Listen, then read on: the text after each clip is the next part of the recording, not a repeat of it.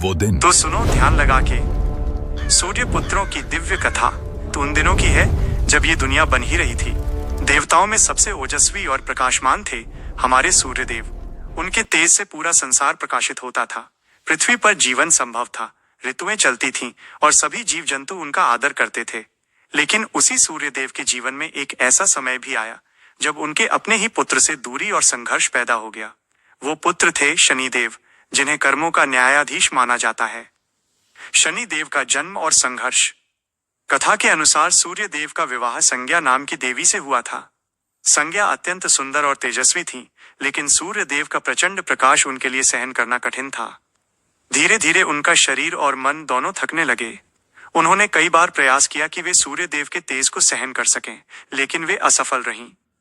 एक दिन संज्ञा ने अपनी छाया से एक स्त्री उत्पन्न की जिसका नाम छाया था। उन्होंने छाया से कहा कि वह उनकी जगह सूर्य देव की सेवा करे और बच्चों का ध्यान रखे। इसके बाद संज्ञा तपस्या करने जंगल चली गईं। छाया ने सूर्य देव की सेवा पूरी निष्ठा से की। कुछ समय बाद छाया और सूर्य देव से एक पुत्र उत्पन्न हुआ। वही पुत्र आगे चलकर शनिदेव कहलाए।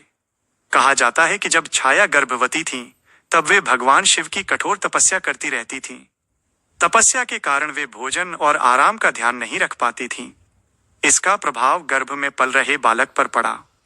जब शनिदेव का जन्म हुआ तब उनका वर्ण अत्यंत श्याम था। सूर्य देव ने जब अपने पुत्र को देखा तो उन्हें आश्चर्य हुआ। उनका तेज स्वर्ण के समान था, जबकि पुत्र का रंग गहरा काला था। कथा कहती है कि इसी कारण सूर्य देव के मन में संदेह उत्पन्न हुआ।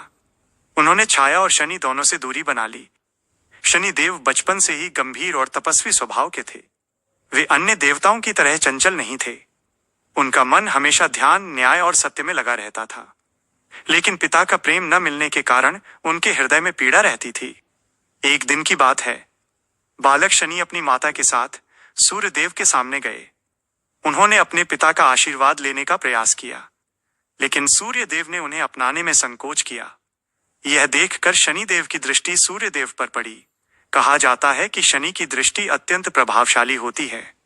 जैसे ही उनकी दृष्टि सूर्य देव पर पड़ी, सूर्य देव का तेज कुछ क्षणों के लिए मंद पड़ गया। देवताओं में हलचल मच गई। सभी समझ गए कि यह कोई साधारण बालक नहीं है। तभी भगवान शिव प्रकट हुए। उन्होंने सूर्य देव से कहा, हे सूर्य, ये बालक अत्यंत महान होगा। यह संसार के प्रत्येक प्राणी को उसके कर्मों के अनुसार फल देगा।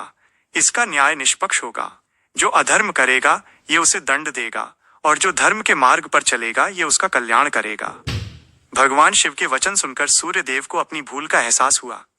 उन्होंने शनिदेव को गले लगा लिया, लेकिन तब तक शनिदेव के मन में वैराग्य उत्पन्न हो चुका था। उन्होंने संसार के मोह से दूर रहकर तपस्या और न्याय का मार्ग चुना।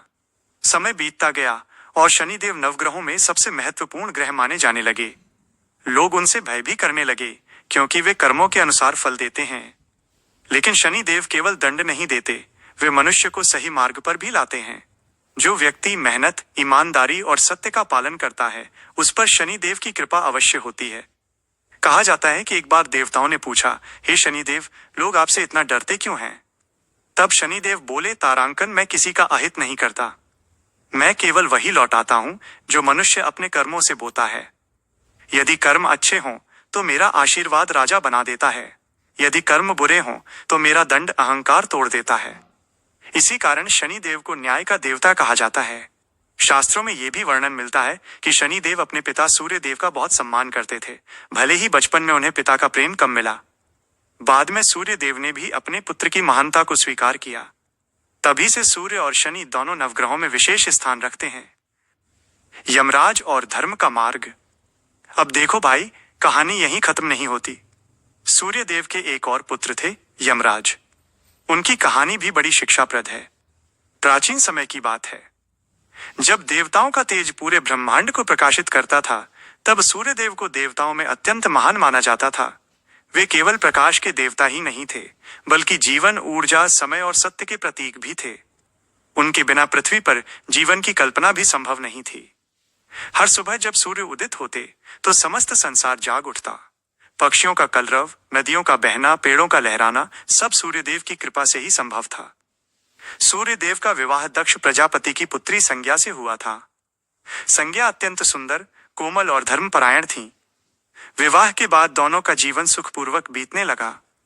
कुछ समय बाद उनके घर 2 संतानों का जन्म हुआ, पुत्र यमराज और पुत्री यमुना। यमराज बचपन से ही गंभीर स्वभाव के थे। वे सत्य और न्याय को सबसे ऊपर मानते थे। वहीं यमुना बहुत चंचल और दयालु थी।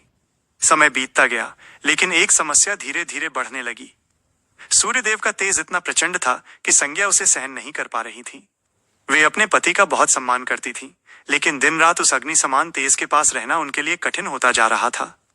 कई बार उन्होंने अपने मन को समझाया, लेकिन शरीर और मन दोनों थकने लगे। एक दिन संज्ञा ने सोचा, तारांकन, यदि मैं इसी प्रकार रही तो मेरा शरीर ये तेज सहन नहीं कर पाएगा। मुझे कुछ समय के लिए तपस्या करनी चाहिए। लेकिन वे अपने पति और बच्चों को छोड़कर सीधे नहीं जाना चाहती थीं। तब उन्होंने अपनी योग शक्ति से अपने समान एक स्त्री उत्पन्न की। वो बिल्कुल संज्ञा जैसी दिखाई देती थी। उसका नाम था छाया। संज्ञा ने छाया से कहा, तुम मेरे स्थान पर सूर्यलोक में रहो, मेरे पति और बच्चों की सेवा करो, लेकिन ध्यान रखना, यह रहस्य किसी को पता नहीं चलना चाहिए। छाया ने सिर झुकाकर कहा, जैसी आपकी आज्ञा देवी। इसके बाद संज्ञा तपस्या के लिए पृथ्वीलोक चली गई और जंगल में रहने लगी। उधर सूर्यलोक में किसी को इस परिवर्तन का आभास नहीं हुआ।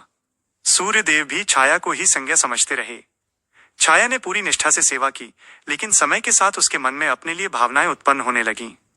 बाद में छाया को भी सूर्यदेव से संतान प्राप्त हुई। अब समस्या ये हुई कि छाया अपने बच्चों से अधिक प्रेम करती थी और यमराज तथा यमुना के साथ भेदभाव करने लगी। यमराज ये सब चुपचाप देखते रहते। वे धर्मप्रिय थे, इसलिए किसी से शिकायत नहीं करते थे। लेकिन एक दिन स्थिति बहुत खराब हो गई। उस दिन यमराज भोजन के लिए बैठे थे। छाया ने अपने बच्चों को स्वादिष्ट भोजन दिया, लेकिन यमराज को अनदेखा कर दिया। कई बार प्रतीक्षा करने के बाद भी जब उन्हें भोजन नहीं मिला तो उन्होंने विनम्रता से पूछा, माता, क्या मुझसे कोई भूल हो गई है? छाया ने कठोर स्वर में कहा, तुम हमेशा प्रश्न करते रहते हो, धैर्य रखना सीखो। यमराज दुखी हो गए। उन्हें अपनी माता के व्यवहार में पहले जैसी ममता नहीं दिखती थी। फिर भी वे शांत रहे। लेकिन जब बार बार अपमान होने लगा तो एक दिन उनका धैर्य टूट गया। कहा जाता है कि क्रोध में उन्होंने अपना पैर उठाया, मानो विरोध करने वाले हों। उन्होंने छाया को मारने का प्रयास नहीं किया, लेकिन उनके मन में रोष अवश्य था। ये देखकर छाया क्रोधित हो गईं। उन्होंने तुरंत श्राप दे दिया, जिस पैर को उठाकर तुमने अपनी माता का अपमान किया है वो पैर गल जाएगा। श्राप सुनते ही यमराज भयभीत हो गए। अगले ही क्षण उनका पैर जलने और गलने लगा। वे दर्द से तड़प उठे। तब उन्हें समझ आया कि उन्होंने क्रोध में बड़ी भूल कर दी। वे तुरंत छाया के चरणों में गिर पड़े और बोले, माता, मुझे क्षमा कर दीजिए, मेरा उद्देश्य आपका अपमान करना नहीं था। लेकिन छाया शांत नहीं हुई। तभी यमराज के मन में एक विचार आया, तारांकन, मेरी सगी माता इतनी कठोर कैसे हो सकती हैं? माता संज्ञा तो मुझे अत्यंत प्रेम करती थी। ये सोचकर वे सीधे सूर्यदेव के पास पहुंचे। उन्होंने सारी घटना सुनाई और कहा, पिताश्री, मुझे लगता है कि ये मेरी वास्तविक माता नहीं है। सूर्यदेव पहले तो आश्चर्यचकित हुए, लेकिन फिर उन्होंने ध्यान लगाया। अपनी दिव्य दृष्टि से उन्होंने सत्य जान लिया। उन्हें पता चला कि संज्ञा उन्हें छोड़कर तपस्या करने चली गई हैं और छाया उनके स्थान पर रह रही हैं। यह जानकर सूर्यदेव अत्यंत दुखी हुए। उन्हें लगा कि शायद उनके तेज के कारण ही संज्ञा को इतना कष्ट हुआ। पहली बार उन्हें अपने प्रचंड तेज का एहसास हुआ। सूर्यदेव तुरंत संज्ञा की खोज में निकल पड़े। उन्होंने देवताओं, ऋषियों और दिशाओं से पूछा, लेकिन कोई स्पष्ट उत्तर नहीं मिला। अंततः उन्हें ज्ञात हुआ कि संज्ञा पृथ्वी पर एक वन में घोड़ी का रूप धारण करके तपस्या कर रही हैं। सूर्यदेव वहां पहुंचे। उन्होंने देखा कि एक दिव्य घोड़ी कठोर तप में लीन है। वे समझ गए कि वही संज्ञा है। तब सूर्यदेव ने भी घोड़े का रूप धारण किया और उनके समीप पहुंचे। संज्ञा ने जब सूर्यदेव को देखा तो वे भावुक हो उठीं। उन्होंने कहा, स्वामी, मुझे क्षमा करें, मैं आपका अपमान नहीं करना चाहती थी, लेकिन आपका तेज मेरे लिए असहनीय हो गया था। सूर्यदेव का हृदय पिघल गया। उन्होंने प्रेम से कहा, संज्ञे, गलती मेरी भी थी, मैंने कभी तुम्हारे कष्ट को समझने का प्रयास नहीं किया। इसके बाद सूर्यदेव ने अपना तेज कुछ कम कर लिया ताकि संज्ञा उनके साथ सहज जीवन व्यतीत कर सकें। फिर दोनों पुनः सूर्यलोक लौट आए। उधर यमराज अभी भी अपने श्राप के कारण पीड़ित थे। सूर्यदेव ने उनसे कहा, पुत्र, माता का श्राप कभी पूर्ण रूप से निष्फल नहीं होता, लेकिन मैं तुम्हें वरदान देता हूं कि तुम्हें इस पीड़ा का अधिक कष्ट नहीं होगा। फिर सूर्यदेव ने यमराज को एक महान दायित्व सौंपा। उन्होंने कहा, आज से तुम धर्म और न्याय के देवता कहलाओगे। संसार में हर प्राणी के कर्मों का लेखा तुम रखोगे। मृत्यु के बाद आत्माओं को उनके कर्मों के अनुसार फल दोगे। ये सुनकर यमराज ने विनम्रता से सिर झुका दिया। उन्होंने प्रण किया कि वे सदैव निष्पक्ष न्याय करेंगे। तभी से यमराज को धर्मराज भी कहा जाने लगा। माना जाता है कि उनके पास चित्रगुप्त नामक दिव्य सहायक हैं, जो प्रत्येक मनुष्य के कर्मों का लेखा लिखते हैं। मृत्यु के बाद आत्मा को यमलोक ले जाया जाता है, जहां उसके कर्मों के अनुसार निर्णय होता है। यदि किसी ने जीवन में सत्य, दया, सेवा और धर्म का पालन किया हो तो उसे शुभ लोकों की प्राप्ति होती है। लेकिन जो व्यक्ति पाप, छल, हिंसा और अधर्म करता है, उसे अपने कर्मों का दंड भुगतना पड़ता है। कहानी का सार, बुजुर्गों की सीख। तो बेटा, इस पूरी कथा में 4 बड़ी बातें छिपी हैं, जिन्हें गांठ बांध लो। 1. क्रोध पर काबू। देखो, यमराज जैसे धर्मप्रिय देवता भी एक पल के गुस्से में श्रापित हो गए। इसलिए कभी आव देखा न ताओ गुस्सा नहीं करना चाहिए। 2. माता पिता का मान। चाहे परिस्थिति कैसी भी हो, माँ बाप के प्रति कड़वा नहीं बोलना चाहिए। 3. कर्म का फल। दुनिया में न्याय होकर रहता है। जो जैसा बोएगा वैसा ही काटेगा। 4.